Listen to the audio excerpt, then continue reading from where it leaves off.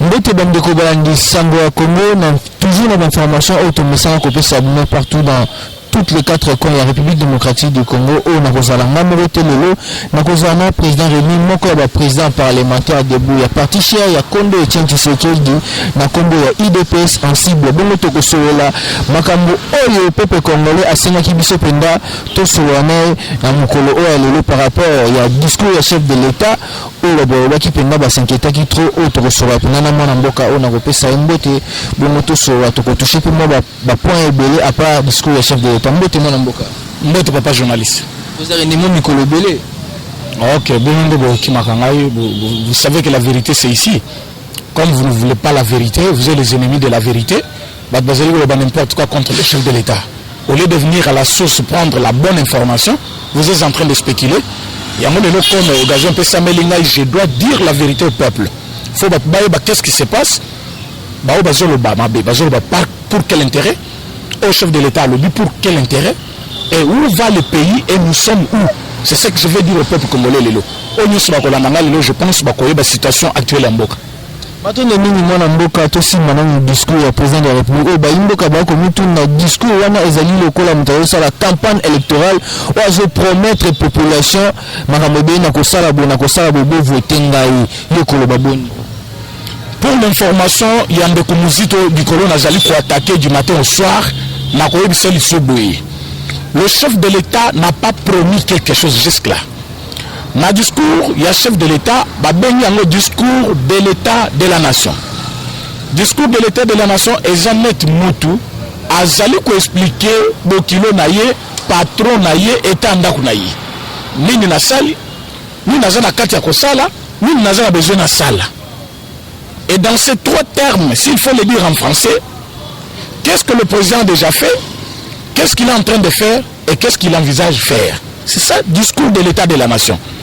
Et dans ce qu'il a fait, il montre ce qu'il a déjà fait.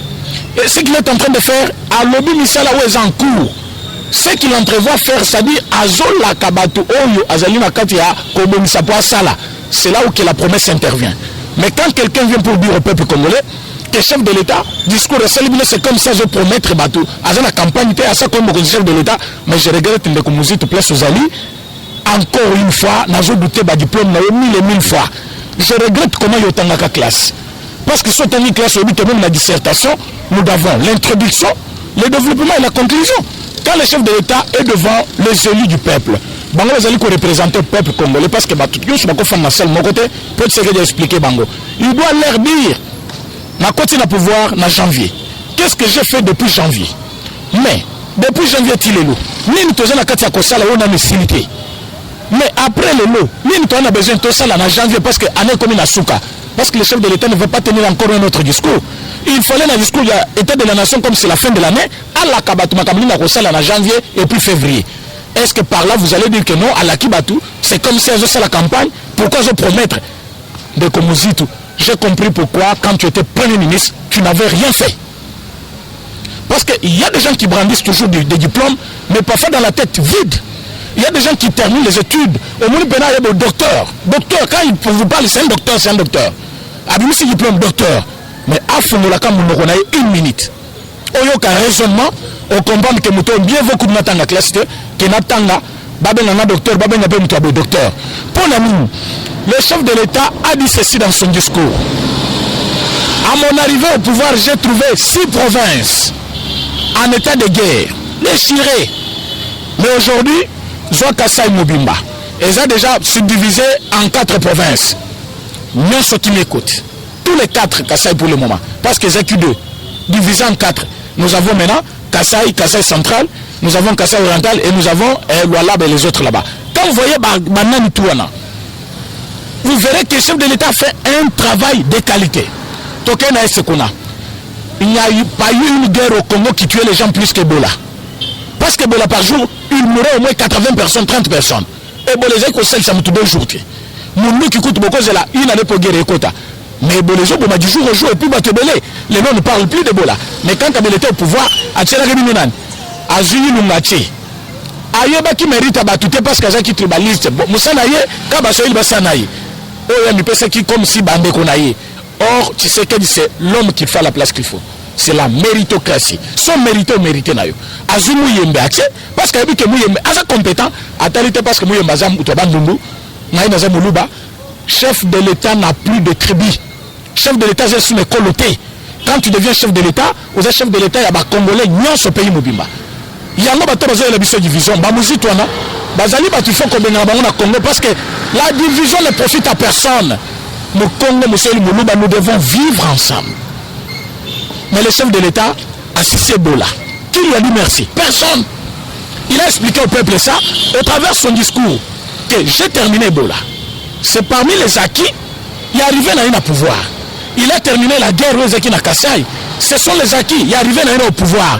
Lélo. Il a laissé la gratuité aux Zaki promet sa campagne. Aujourd'hui, c'est une réalité. Ce n'est plus une promesse. Année académique Mobimba pouvait coûter à un parent $350, $400. Lélo Bazali Kofuta 165 000 francs par an. Donc, année Mobimba, on a 6 classes, on a 165 000 francs. Ce n'est plus une promesse, c'est déjà le circulaire signé, affiché dans tous les établissements et l'État.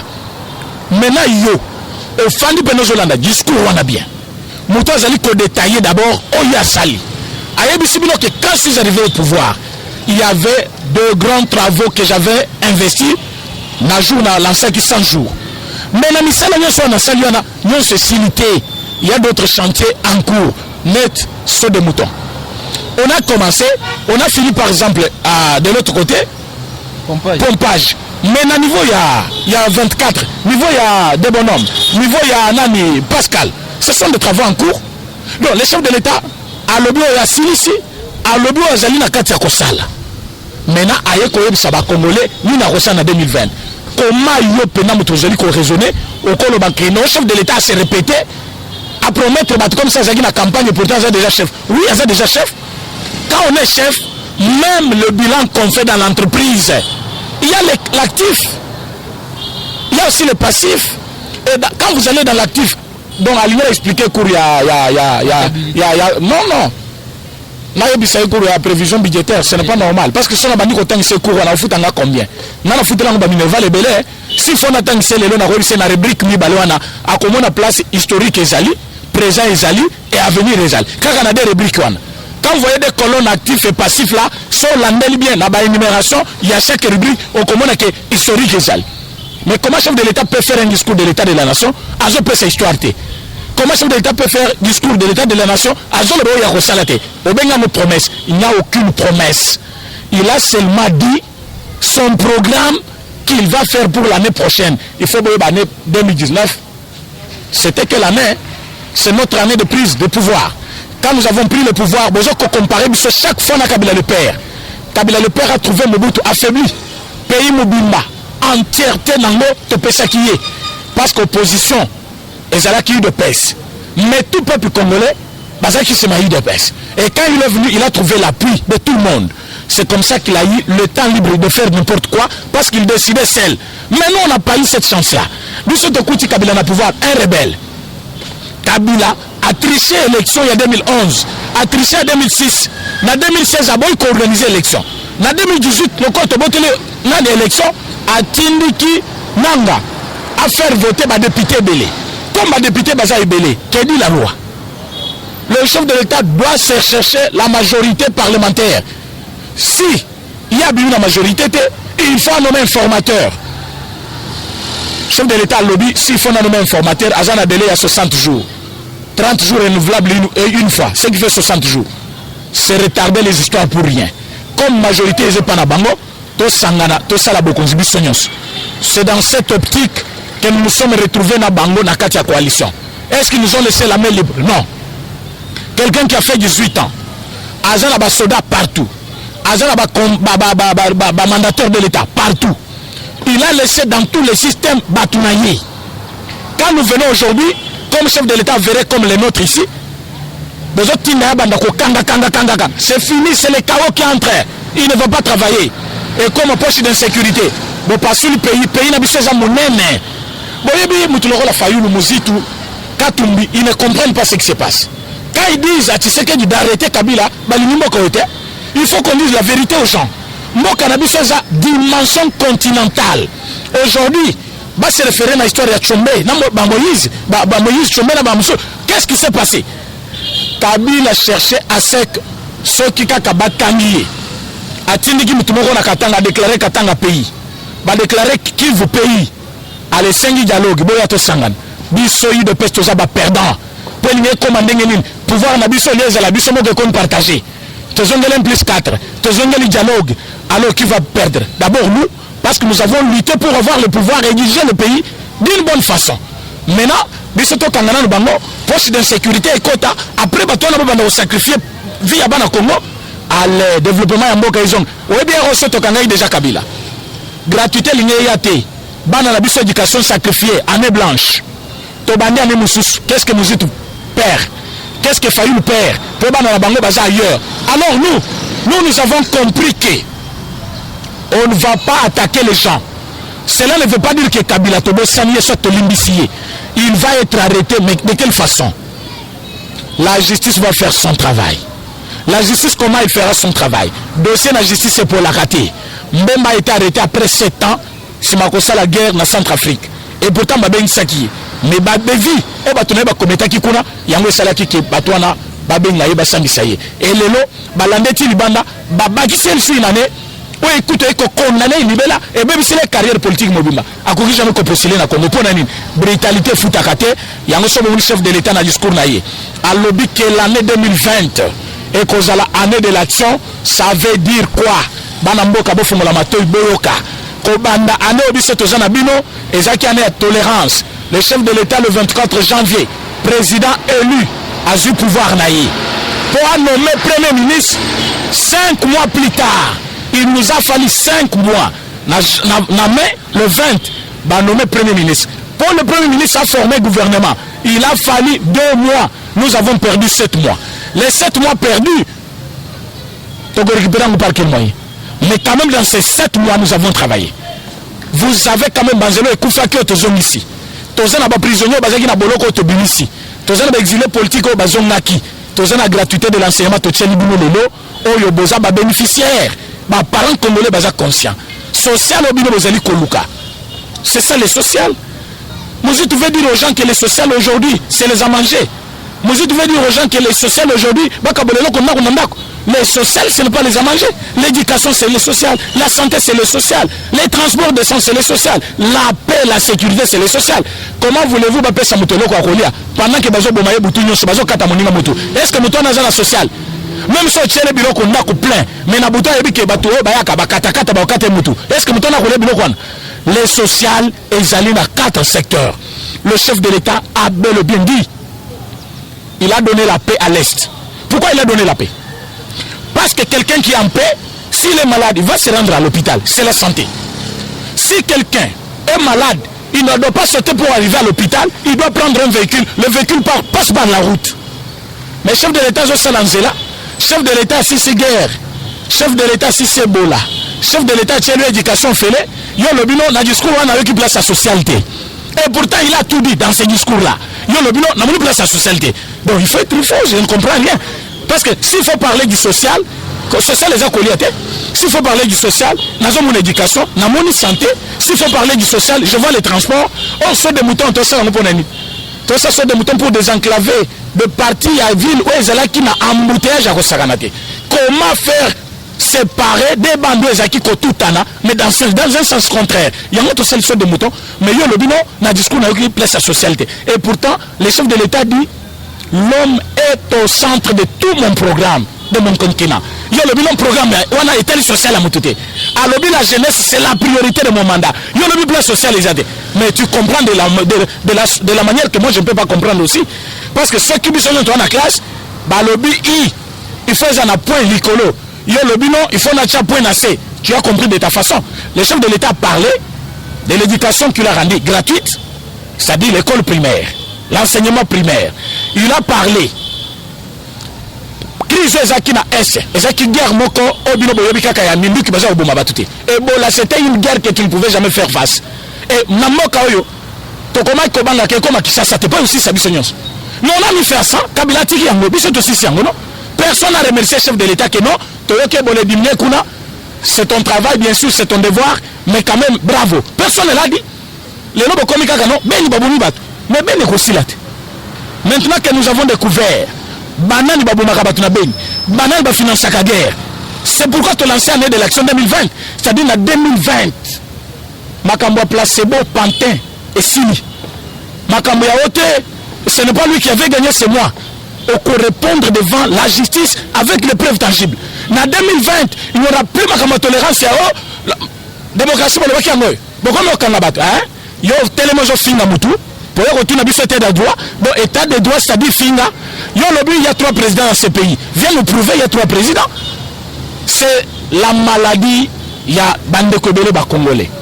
Quelqu'un qui se présente, il vous dit élection va présenter bien les résultats. Et les cas qui d'une bonne manière dépassent que compilation ici l'a quitté.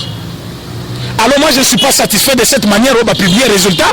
Il faut pas publier les résultats bureau par bureau. Province par province, territoire par territoire. Parce que d'ailleurs, on va publier avant compilation ici.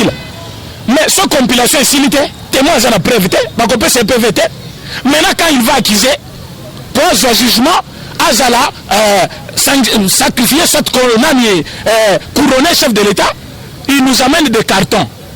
Dans carton, il nous a dit, PV. Monsieur Fayoul, tu nous as accusé. Tu as amené de preuves, oui. Qu'est-ce qui sont dans ces cartons? Oh non, preuve est dans le carton. Preuve en mes amis, PV. Mais compilation est silité. Donc la compilation est silité, moi je m'appelle ce PV et ça t'est. Témoin pas un PV, il faut compilation ici là. Nous avons confondé au lobby, élection est d'une bonne manière. Publication et l'andu non remettez parce que compilation c'est la quitté mais PV yosanango et puis ça coûte 62% sur 100 ce que déjà 62% on parcourir quel territoire du Congo et ben non mais PV on nous a qu'à mon so compilation c'est la quitté un problème mental parce que tu as des PV mais on le dit compilation c'est la quitté mais aujourd'hui maintenant tu nous as amené des PV yosan wapi vous voyez ça il y a des confusions sur confusion maintenant comme ils voient qu'il n'y a plus pas tromper le peuple congolais, comme il s'accroche à na beni bato bazo kufa dollar raison mata Kabila tikaki dollar 165 lelo ce qui est à 167 et le prix d'achat pour tous ceux qui changer dollar na 165 ce que c'est un dollar mais pour son fin on a 170 c'est le même taux que Kabila avait laissé il n'y a rien à changer mais biso to kitsango par quel moyen nous avons travaillé une année le peu que nous avons mobilisé nous avons financé des grands travaux. Mais en 2020, année de l'action, nous aurons budget Yassika, une nouvelle vue aussi, avec de nouvelles mesures. Autre sala que on soit bandé ko fout un peu na été à foutaya. Plus je fout un peu, plus économie zomata. Yom tokobo ko fouta, place les en prison. Il y a en 2020 et en 2019 té. Yom fini mounine, ozana o babenga temps de grâce. Moi mobima février.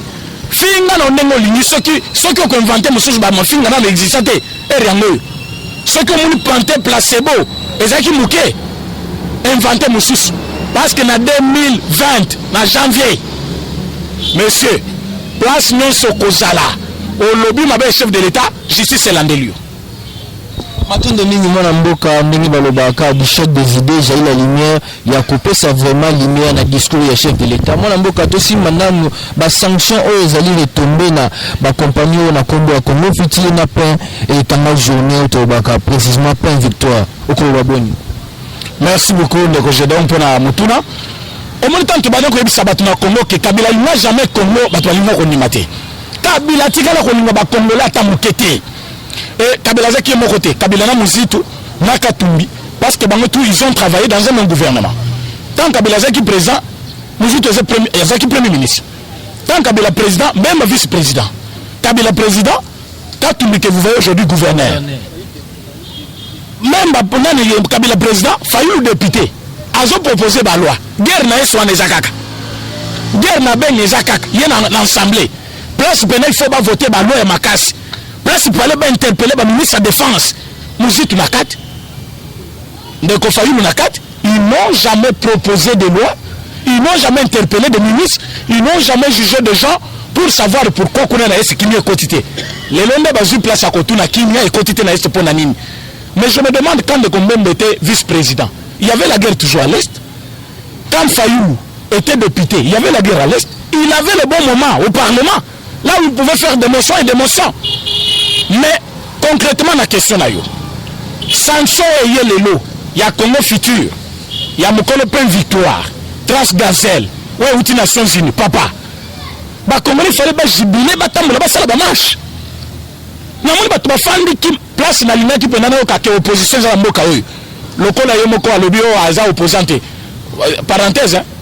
Bah, ben, bah, lobby, mais c'est l'opposant le plus têtu. À lobby, madame, je ne suis pas opposant, je suis président élu. Mais tu es président élu, tu demandes les élections anticipées. Un président élu au Congo a un mandat à 5 ans. Le mandat de 5 ans est si l'Inde a proposé, peuple, 5 ans qu'on dit mandat. Mais le président élu que nous avons au Congo a 5 ans, élection anticipée. Est-ce que vous avez élu? Tant que vous êtes président élu, tu as un mandat. Tant que vous avez 5 ans, élection anticipée, et ça pourquoi mal sounan? Au roi, vous êtes déjà président élu. Je pense que vous comprenez combien de confusion et de contradictions à Zanango depuis Aza na place one. Mais la sanction, l'écologie Lobambi avait déjà parlé. À l'époque, tu sais qu'il n'était pas président. Le Lobambi à Lobaki, Transgazelle, Congo Futur, et le Plein Victoire. Ce monsieur Azali Kossa, le trafic et armes. Azali financé par rebelles. Et puis on fout à qu'importer. Tozali qu'on perdre 15 milliards de dollars chaque année. Pourtant, budget n'a 4 milliards 500. Quel gâchis! 15 milliards chaque année. Mais biso to on a budget à 4 milliards 500. Et yo fandi aux élèves qui gâtent ce que diakoma. Et le Lobambi a Lobaki makamana ibisa kinan. Azaki conseiller yanan. Ya Kabila, chef de l'État. Mais quand il a dit oh ba ibisa ki wana Kabila tali alobia moto donc a découvrir vérité. Na ko toucher bangote. Bato na bafuta kempote. Mongo na bango nyonso bapesa Kabila bafuta kimpote. Maintenant on est à la poche na bango bazo financer les Hezbollah na ba rebelle mususu ya Congo net les ADF et les M23. Aujourd'hui le Lobambi a dit je suis enfant du pays. Je connaissais les tuyaux, je connaissais les trous. Tu sais qu'il est venu, il a besoin d'être aidé. Contrairement à eux bazo samakele Zangatina. Tu sais qu'il ne veut pas reçu seul. Tu sais qu'il est à Kinshasa, c'est le Est. Comme on dit que Batubazo Bomabatu Bazao, informé pour convaincre les traquer. Yo terminé dans un alors ça de l'autre côté. Mais qu'est-ce que toi tu as fait pour le pays? Tu as fait quoi? Nous Lobambi a dit voilà ce qui se passe. Chef de l'État à Taliango. À l'obus, on fait une enquête. Le jour même où Bazo a décision de faire l'enquête, Nations Unies à Bengi. À l'obus, tel ne doivent pas sortir du pays. Vous devez d'ailleurs geler leurs histoires. Ah, de mon côté, déjà demain je vais les sanctionner. Yango Monaki, lobby Eleki, sanction bimi contre ce monsieur-là. Ba lobby Azali ko soutenir des groupes rebelles. Le monsieur c'est un Indien. Talamo na nenga zo salam. Ba succès mokofu. Ahmed Achou. Et moi nazo kabela banane. Pas foutre à taxité. A foutre à taxité. Yamba nazo kabela banane. Ba jibe, ba wera, ba héritier et bon ba jeno. Ozo kabela ba musicien. Po ba mona yo. Ozo kabula mongo. Ozo et puis s'il fallait balandela dans un pays qui se respecte, on allait savoir l'origine de mon naïe. Il y a ça la canine. À dépenser que bon par jour, il y a combien? Blanchissement d'argent. Ezali pénal. Infraction moko ya mounen. Plus besoin travailler mon besoin bimebele. Plus besoin foutre impoter besoin qui m'impo. Bon on a bien les mata. Plus ces hommes mata. Bozali ko dominer l'économie, le pouvoir d'achat de la population. Et batali bino banda 18 ans. Quoi bato na bazali chandengene. Yango Nations Unies à lobby, je suis ton soutien à temps et à contre-temps. Tu sais quel c'est le moment il faut agir. Tu sais qu'il a frappé. À cause de ces réunions de ministres, contrairement à l'habitude, à cause de ça chaque vendredi, à Salango lundi. C'était spécial. Pourquoi ça là qui yango? À lobby, mot d'ordre na ya liboso, va geler les avoirs de ce monsieur-là, n'a pas compte na bango tout. Mais pour ne pas toucher à la vie de la population, parce que bateau n'a pas l'oni misisa na Congo, est-ce que biso na Congo tozangi bateau bako ko sala biso boulangerie à la hauteur il y a pas une victoire. Et bon bon ba didi kinoni wana ba gardozo mwamba na ba kimuta o ba liembongo ya Congo des années bo saka na munini boulangerie au kaka à la hauteur il y a pas une victoire boko sala ngote groupe Congo Futur azo tekela biso loso biso to kono na loso ade. C'est ce que je voulais dire, que Kansebou était ici reconnu comme grand. Mais les mots, on dirait ceux qui je suis en train de dire aux Congolais ceci. Nous avons sanctionné Mokolo Congo Futur, pas parce que tu l'ignotais, mais parce que Azali ko financer guerre. Et puis Azali ko fout un peu na été. Et puis biloko na yé tout ya sali. Azo salangoka na Congo. Mais mon côté que na kola la toyebité. Ba banque tango batali ba compte na yé. Mongo à la hauteur ya mongo ba yebeli eza bongote. Alors mongo na kenda wapi. Achaka mongo na wapi. Yango ba lobby ba gelé avoir na yé. Ba yeba si réellement compte Moussous et Zali en dehors de ça. Mais va permettre à créer moi compte mon compte pour un mouvement. Il y a Babylone qu'on a eu dans un magasin aux Otekam. Mais entre temps, va toucher Babylone qu'on a été pour que et toucher aussi via la population. Parce que quand on initie ça aussi, nous sommes à la fin de l'année. Il y a un petit élément liberté. Mais après janvier, parce que nous avons déjà dédouané 126 conteneurs au Yokoli Saba Congolais d'ici une semaine, la Congo. Loso, Soso, Tokitisi, Yango na Matadi, Ezo qui t'a déjà, tant que je pense, il dépêche tout aux ananzélés, aux betamaboko. Président Belé, et Corée Belé, il faut tout pas ce là, Tokitisa pris à Soso, ne vous en faites pas. Ne vous en faites pas. Même à une semaine de fin de l'année, vous aurez un changement. Ce qu'il faut dire, et ce qu'il faut retenir, Ndeko Oyo Azali Mokolo, plein victoire. Il a participé à 12 millions de morts que nous avons au Congo. Et Boye Baki, Moutazaki Opesa Kabila Mongo, Yakosoma Minouk, pour se maintenir au pouvoir, c'était lui. Aujourd'hui que nous avons toutes les preuves, c'est fini. Donc, il y a janvier 2020, et qu'on a la vie moko facile, aisée, de toute facilité. Pourquoi? Parce que Mongo Kobanda Kokota, économie Komata, Toko Seré Batuyo sur la foot à Kempote, Boka chef de l'État Lobag, même immeuble Nayo et Tonga, il faut foutre la même Mongo. Mongo, ba locataire, bazo foutre la. Au centime, ma fout à 300 000 $ par mois. Yandako, na vu la Wezal. Ma fout à Kempote. A fout à Kempote. Mais vous avez vu le nombre de fois que Messi a sali dans le tribunal pour la Kosamba parce qu'Azo qui sa salaire naïe. À mon salaire rebelle, Azo qui m'a même pas, Bazo Landele, Bazo Kangaye, Bazo condamné même.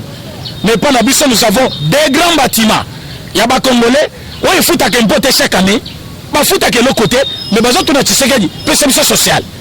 Le social va provenir. Naba salaire ya ba ministre. Le social va provenir naba impôt bo futakate. Le social de personnes congolaises oyo bazali ko vivre na souffrance à kosaganate et ko uta na mobilisation ya ba impôt na biso moko. On ne va plus tarder yango na 2020 onyo so ko cha tembe pena muko attend des ordres. O pena ko mona ke non et simité ake Braza baza pe ba congolais.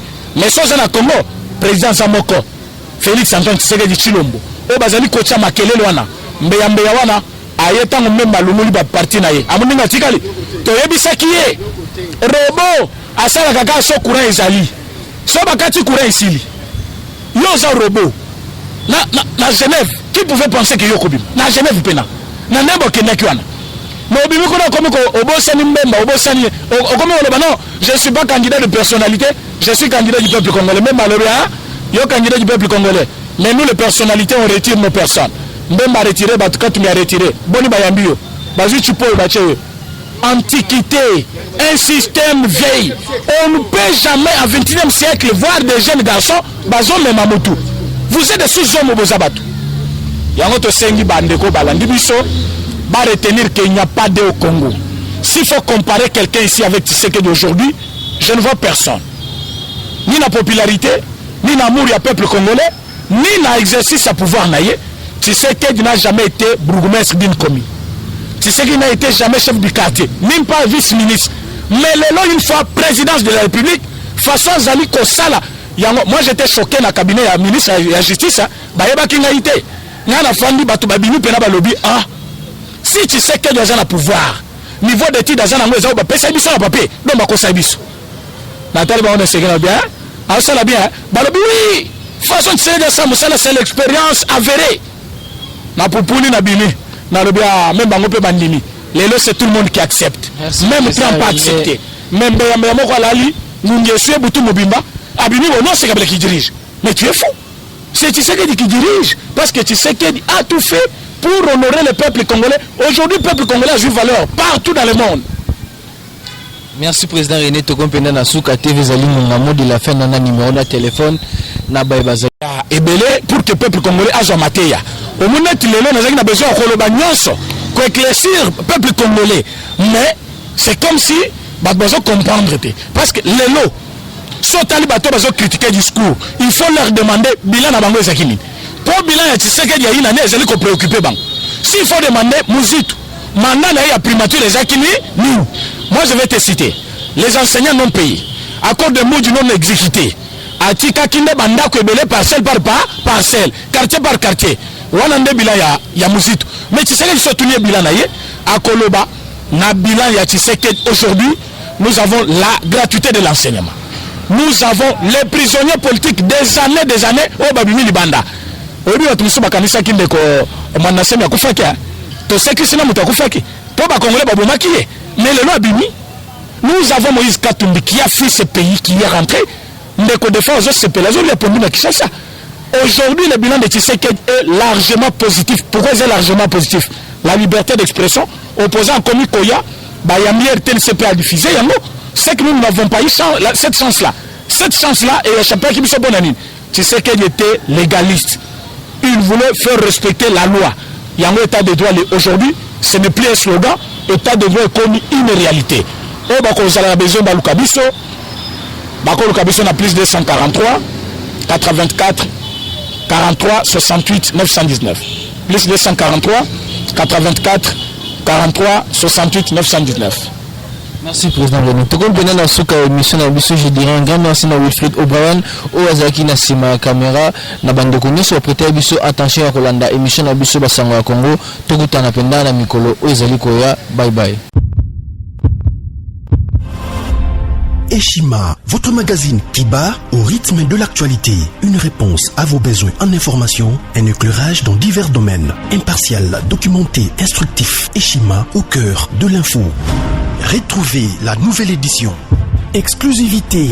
Sakombi Molendo, le réformiste qui vient stopper l'hémorragie. Suspension des fonctionnaires peu intègre, numérisation des titres fonciers et climat de confiance avec les collaborateurs. Le nouveau gestionnaire des terres congolaises fixe les nouvelles règles de jeu. Focus, Lambert Mindi, Omalanga, le souverainisme comme un dogme. Redressement délaissé, Tomaluaka Losenjola, l'homme de la situation. Dossier Eshima, fini les vacances, vive les rentrées. De la politique au judiciaire, en passant par les scolaires, les derniers trimestres de l'année 2019 en RDC est décoiffant. Économie, BCC, un cadre des rétrocommissions et détournements à passer au peine fin.